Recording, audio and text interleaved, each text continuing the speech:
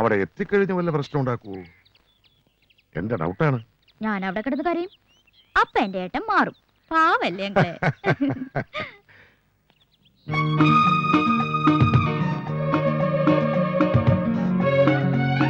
ആഹാ, എന്തൊരു സ്റ്റൈല്! എന്നും ഇങ്ങനെ നടന്നൂടെ എന്റെ ഏട്ടന്? നീ എന്നെ കൊണ്ട് കോലം കെട്ടിക്കാണ്, മഹാവൃത്തിയാണ്. അലിയപ്പോ വണ്ടി എടുക്ക. നമ്മളെങ്ങോട്ടാ പോകുന്ന? പപ്പ എല്ലാം പറഞ്ഞു. അയ്യോ, നോ ഐഡിയ. ചോദിച്ചിട്ട് പറയുന്നില്ല. അല്ലാതെ എങ്ങോട്ടാ സർ? പപ്പ ആലിയപ്പ ചോദിക്കുന്നില്ലേ നമ്മൾ എങ്ങോട്ടാ പോകുന്നത്? ബുദ്ധി. അലിയപ്പോന് ലെഫ്റ്റും റൈറ്റും അറിയാലോ.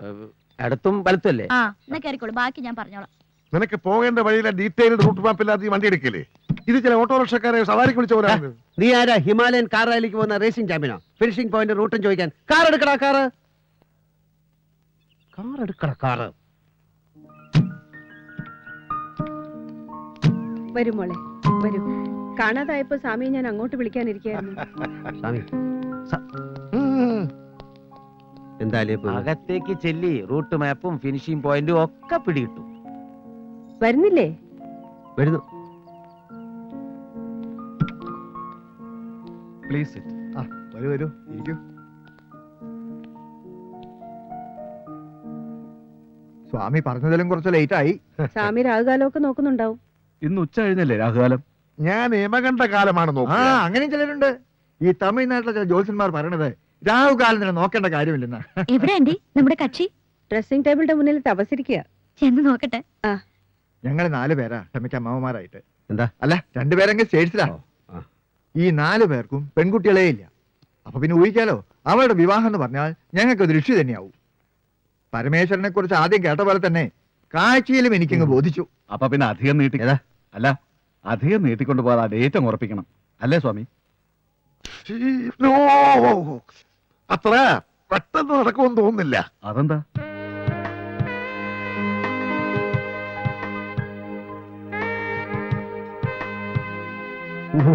വേണ്ട.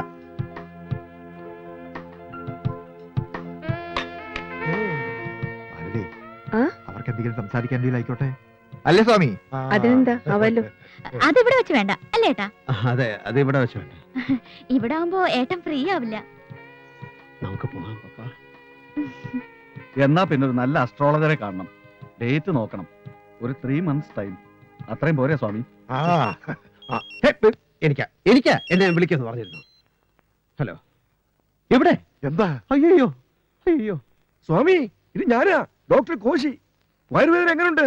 വേദന കൊണ്ട് പൊളയുകയാണെന്നോ? കൺസ്ട്രക്ഷൻ സൈറ്റിൽ നമ്മുടെ ആക്സിഡന്റ്. എന്നിട്ട് പൊളയാണെന്നോ? അല്ല, തന്റെ ശബ്ദത്തിന് എന്ത് പറ്റി? പൊളയാണെങ്കിൽ ഇങ്ങോട്ട് പാടോ. എത്ര പേർക്കാണ് തന്റെ അശ്രദ്ധ കൊണ്ട് അപകടം പറ്റിയെന്ന് നോക്കണം മിസ്റ്റർ. എന്റെ അശ്രദ്ധ കൊണ്ടോ? പോക്കരിത്തരം പറയരുത്. വയറിളകി ചവാൻ കിടക്കുന്നവൻ ബിരിയാണിയെ കഴിക്കൂന്ന് വാശി പിടിക്കരുത്. ബിരിയാണി പാക്കേജ് പാക്ക് ചെയ്യൂ, മെഡിസിൻസ് വിതരണം ചെയ്യൂ. ഞാൻ ഇതായെത്തി കഴിഞ്ഞു. ഇയാൾക്ക് വട്ടാണോ? വയറിളകി ഭ്രാന്തായി ആദ്യത്തെ കേസാ. ഓക്കെ, ഞങ്ങളുടെ ഒരു കൺസ്ട്രക്ഷൻ നടക്കുന്നുണ്ട് ഇവിടെ. അവിടെ ഭയങ്കര ആക്സിഡന്റ്. എനിക്കിപ്പോ പോണം. സോറി പപ്പാവാ. അയ്യോ, കാപ്പിയൊക്കെ പിന്നെ കുടിക്കാം. അല്ല, നമ്മളൊന്നും ഫിക്സ് ചെയ്തില്ലല്ലോ സ്വാമി. എന്ത് ചെയ്യാനാ? കൺസ്ട്രക്ഷൻ മുഴുവൻ പൊളിച്ച് വീടില്ലേ? അതെ, കാർ എടുക്കട, കാറ്. ഓക്കെ, വന്നോളൂ. നീ കേറ, താനിങ്ങോട്ട് വന്നു. താൻ ഇവിടെ നിൽക്കേ. എന്നിട്ട് ആ പെണ്ണോട് പറയാൻ എനിക്ക് അവളെ ഇഷ്ടമായിട്ടില്ലെന്ന്. മനുഷ്യനെ ചതിച്ച് കല്യാണം കഴിപ്പിക്കാൻ നോക്കുന്നു ചുപ്രം പട്ടരെ. ഞാൻ എങ്ങനെ പറയും? മലയാളത്തിൽ തന്റെ തിരുവാതിർന്ന് പറയണോ? വണ്ടി എടുക്കാം. ചോദിക്കട്ടെ, സത്യത്തിൽ ഏതെങ്കിലും കൺസ്ട്രക്ഷൻ സൈറ്റിൽ അപകടം ഉണ്ടായോ? ഉണ്ടായി. ഇല്ല, പക്ഷേ പിന്നെ എന്താ പുള്ളി അവസാനം പറഞ്ഞിട്ട് പോയെ? അത് കുട്ടിയെ ഇഷ്ടമായില്ല എന്ന് പറയാൻ പറഞ്ഞു. ഓഹോ, ഇഷ്ടമായില്ല അല്ലേ?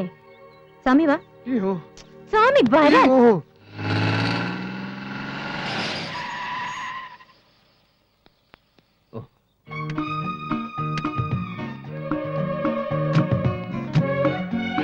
എന്താ എന്താ ഇപ്പൊ എന്തിനാ ഇങ്ങോട്ട് വന്ന്? സ്വാമി കാര്യങ്ങളൊക്കെ പറഞ്ഞില്ലേ? സ്വാമി പറഞ്ഞു ഞാൻ വിശ്വസിച്ചിട്ടില്ല. പപ്പയുടെ ഏട്ടൻ എന്നെ ഇഷ്ടമായില്ലെന്ന് പറഞ്ഞു. പതുക്കെ പറ, പപ്പ അകത്തുണ്ട്. അവളെ കൂടി കാണാനാ ഞാൻ വന്നത്. അവള് പറഞ്ഞിട്ടാ ഞാൻ ഇന്ന് ഒരുങ്ങി നിന്നത്. അവള് പറഞ്ഞതിനപ്പുറം അവളുടെ ഏട്ടൻ ഒന്നും ചെയ്യില്ല എന്ന് പറഞ്ഞിട്ട് ഇപ്പൊ എന്നെ ഇഷ്ടമല്ലാന്നല്ലേ? ഇഷ്ടമല്ല എന്ന് പറഞ്ഞത് കല്യാണം കഴിക്കാൻ ഇഷ്ടമല്ല എന്നാണ് പറഞ്ഞത്. എന്താ എന്താ അതിന്റെ കാരണം? എന്നെ ഇഷ്ടപ്പെടാതിരിക്കാനുള്ള കാരണം എനിക്കതാ അറിയേണ്ടത്. വലിയ ഐശ്വര്യ റോയ് ഒന്നും അല്ലെങ്കിലും തീരെ ബോറില്ലാത്തൊരു പെൺകുട്ടിയാ ഞാൻ. പിന്നെ സ്വാമിക്ക് അറിയോ? പിന്നെ നിങ്ങൾക്കൊരു പിണ്ണാക്കോ അറിയില്ല. നിങ്ങൾ വിടരുത്. 7th സ്റ്റാൻഡേർഡ് പഠിക്കുമ്പോഴാ എനിക്ക് ആദ്യത്തെ ലവ് ലെറ്റർ കിട്ടിയത്. പതുക്കെ ഈ പറഞ്ഞത് തന്നെ ഒന്ന് പതുക്കെ പറയൂ. 7th സ്റ്റാൻഡേർഡ് എന്ന് വെച്ചാൽ 12ാം വയസ്സിൽ. പിന്നെ ലൈഫിൽ മൊത്തം 432 ലവ് ലെറ്റേഴ്സ് കിട്ടി. ഞാനൊന്നിനും മറുപടി കൊടുത്തില്ല. എന്താ അവരുടെ ഒന്നും അഡ്രസ് അറിയില്ലായിരുന്നു? ഓ, എനിക്ക് ദേഷ്യം വരുന്നുണ്ട് കേട്ടോ. എനിക്ക് മറ്റൊരാളെ മാരി ചെയ്യാൻ പറ്റില്ല. പപ്പടേട്ട് എന്നെ മുഴുവൻ കണ്ടല്ലോ. ഓഹോ, അങ്ങനെ ചില ഡെവലപ്മെന്റ്സ് ഉണ്ടായോ? ഞാൻ എന്ത് കണ്ടെന്ന്? ഞാനൊന്നും കണ്ടില്ല. പിന്നെ ഏലസിന്റെ എണ്ണം വരെ പറഞ്ഞില്ലേ? അല്ല, അത് കുട്ടി അങ്ങനെ കേറി വന്നത് കൊണ്ടല്ലേ. എനിക്കിനി മറ്റൊരു പുരുഷന്റെ മുഖത്ത് പോലും നോക്കാൻ കഴിയില്ല. ഞാൻ പപ്പ ഏത് നിമിഷവും പുറത്തു വരും. ക്ഷമ, ഞാൻ പറഞ്ഞേക്കെ. ഞാൻ ക്ഷമ അവിടെ വന്ന് കണ്ടോളാം. ക്ഷമ ഇപ്പൊ അക്ഷമ കാണിക്കരുത് പ്ലീസ്. ഞാൻ അവിടെ വന്ന് കണ്ടോളാം. ഞാൻ വാ പിന്നെ പ്ലീസ്. ഞാൻ ക്ഷമ അവിടെ വന്ന് കണ്ടോളാം. പ്ലീസ് ക്ഷമ ഇപ്പോ.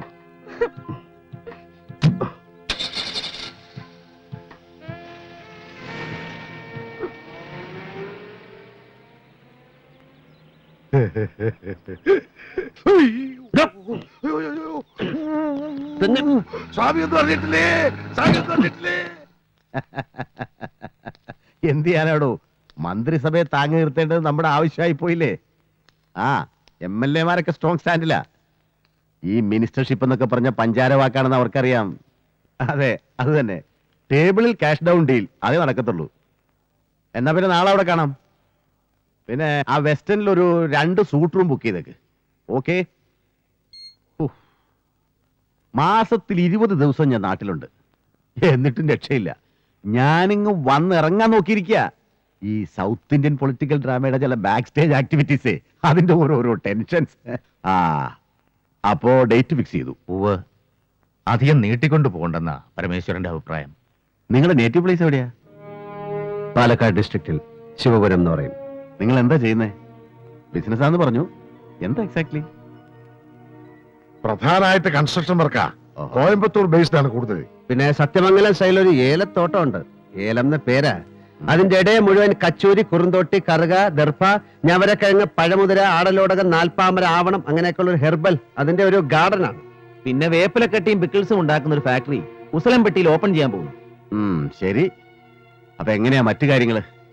അതൊക്കെ സംസാരിച്ച് ഫൈനലൈസ് ചെയ്തോ? എന്താ ഗിരി? എല്ലാം തമ്പിച്ചേട്ടൻ പറഞ്ഞ ഫൈനലൈസ് ചെയ്താൽ മതി. ഡേറ്റ് 2 കൂട്ടർക്കും ഓക്കെ ആണെങ്കിൽ പിന്നെ ഡേറ്റ് അല്ലല്ലോ പ്രധാനം. വേറെ ചില കാര്യങ്ങളിൽ ഒരു ധാരണ വേണ്ടേ? മനസ്സിലായില്ല. അതിലിപ്പോ എന്താ അത്ര മനസ്സിലാവാതിരിക്കാൻ? എന്ത് ഡൗറി കൊടുക്കും പയ്യന്, അതങ്ങ് പറഞ്ഞ് ഫിക്സ് ചെയ്യാം. ഇപ്പോ ബിസിനസ് ഇത്തിരി മോശമാണെന്നേ ഉള്ളൂ. എന്നാലും കോളിയോടെ തറവാട്ടിന്നൊരു പയ്യനെ കിട്ടാന്ന് പറഞ്ഞാൽ അത് നിങ്ങളുടെ ഭാഗ്യം തന്നെയാണ് മിസ്റ്റർ. ഉവ്വ്, ഭാഗ്യമായിട്ട് എന്നെ കാണുന്നു.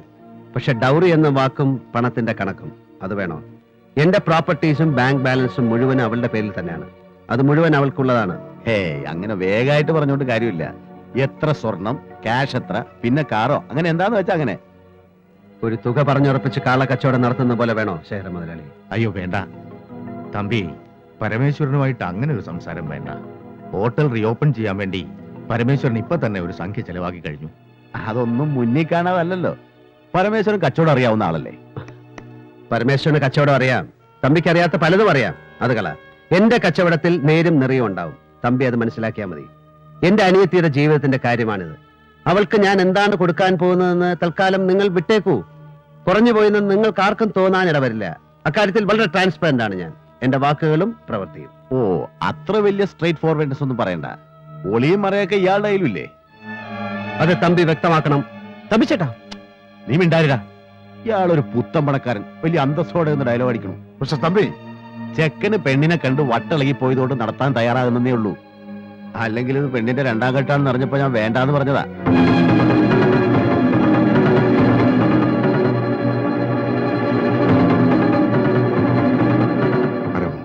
പ്ലീസ്. 2ാം ഘട്ടോ? അതേ അറിഞ്ഞില്ലല്ലോ. ആണോടാ? നീ എന്തറിയും? തലയ്ക്ക് വെളിവ് വേണ്ടേ? 2ാം ഘട്ടത്ത് പറയുമ്പോ തമ്പി ഒന്നോർക്കണം. വിവാഹം കഴിഞ്ഞു, ശരിയാ. ക്ഷേത്രത്തിൽ നിന്ന് വീട്ടിലേക്ക് പോകുന്ന വഴി കാർ ആക്സിഡന്റ് ഉണ്ടായി, പയ്യൻ മരിച്ചു. ആയിരിക്കാം, അല്ലായിരിക്കാം. നിങ്ങൾ പറയുന്നത് വിശ്വസിക്കല്ലാതെ വേറെ മാർഗമില്ലല്ലോ ഞങ്ങൾക്ക്. അത് വിട്ടുകള.